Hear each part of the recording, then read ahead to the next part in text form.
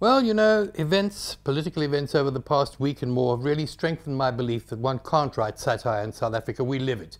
Reality seems to supersede imagination.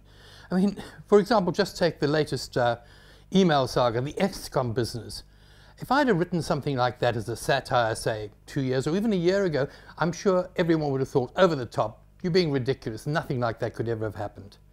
But it has an effect, it's happening, it has an effect right across the board, included within the labour movement. At the same time, of course, life goes on. We have little victories, apparently, like the Midrand workers in Johannesburg, who finally seem to have an investigation underway after 23 years into their pensions. But in the bigger labour picture, confusion also reigns.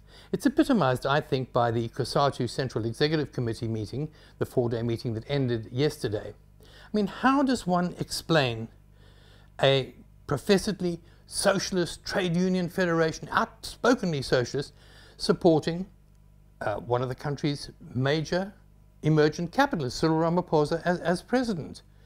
And how is it that they support also, as the slogan at the Congress said, at the meeting said, the National Democratic Revolutionary Program that is still in place, that has been condemned as neoliberal by the very COSATU as a route to some undefined socialism.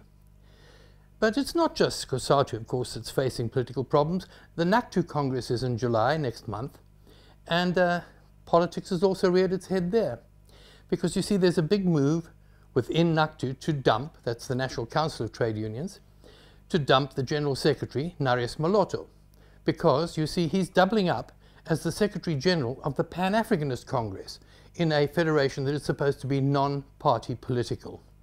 Then there's the issue of the South African Federation of Trade Unions, the latest federation to emerge, the one that's been steered largely by the National Union of Metal Workers that was expelled from COSATU. They're now applying to become, or to take a seat, at NEDLAC, the National Economic Development and Labour Council, this tripartite group that's supposed to discuss all government policies and reach some sort of consensus before such policies are implemented. There are 3 representatives there from Labour, that's COSATU, FEDUSA and NACTU. But for SAFTU to get in there, they would have to have the agreement of all the other 3, and I cannot see that happening at all. There's no way. Yet all these federations still loudly profess worker unity, that they are the standard bearers of labour, of united labour. Yet they mirror the same politics and the same policies as we see in the political arena, where principle and practice are usually poles apart.